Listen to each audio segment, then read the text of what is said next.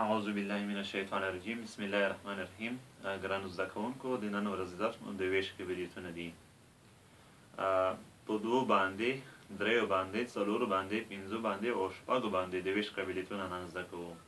په دوو باندې هغه عدد پوره د ویش وړتیا لري چې یویز خانه صفر یا جفت عدد وي. په دریو باندې هغه عدد پوره د ویش وړتیا لري چې د رقمونو مجموعه په دریو باندې پوره وویشل شي. په څلورو باندې هغه عدد پوره د ویش وړتیا لري چې یویز او لسیز یې صفرونه یا داسې عددونه یې چې په څلورو باندې پوره وویشل شي. په پنځو باندې هغه عدد پوره د ویش وړتیا لري چې یویز خانه صفر یا پنځه وي. په شپږو باندې هغه عدد پوره د ویش وړتیا لري چې په یو وخت کې دغه عدد په دوو او دریو باندې پوره وویشل شي. راځو دغه قاعدې په مثالونو کې ګورو. اول به له دوو څخه پیل کړو.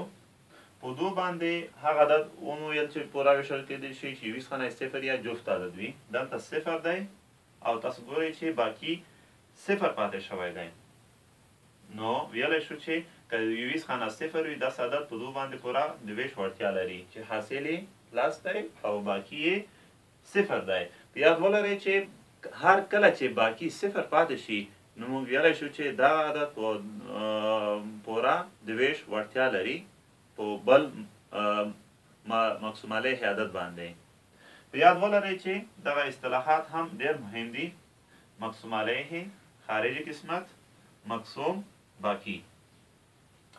او بله خبره مو د جفت کړله د دوو په باره کې چې که یویز خانه جفت وي بیا هم په دوو باندې پوره د ویش وړتیا لري. لکه اته ویشت په دوو باندې پوره ویشل شوي دي. حاصل یې 14 دی، باقي یې صفر دی. په دریو باندې مو ویل چې یوې د رقمونو مجموعه په دریو پوره وویشل شي. دغلته شته 3312. که د رقمونو مجموعه وګورو 9 کېږي. 9 په دریو باندې پوره ویشل کېدی شي چې حاصل یې 3 دی. نو ویلی شو چې راکړل شوی عدد هم په دریو باندې پوره ویشل کېدلی شي چې حاصل یې 1104 کېږي او باقي یې صفر دی. په څلورو باندې د ویش قابلیت لپاره مو وویل چې یویز او لسیز صفرونه وي یا داسې عدد وي چې په څلورو پوره وویشل شي. د دې لپاره هم مثال شته.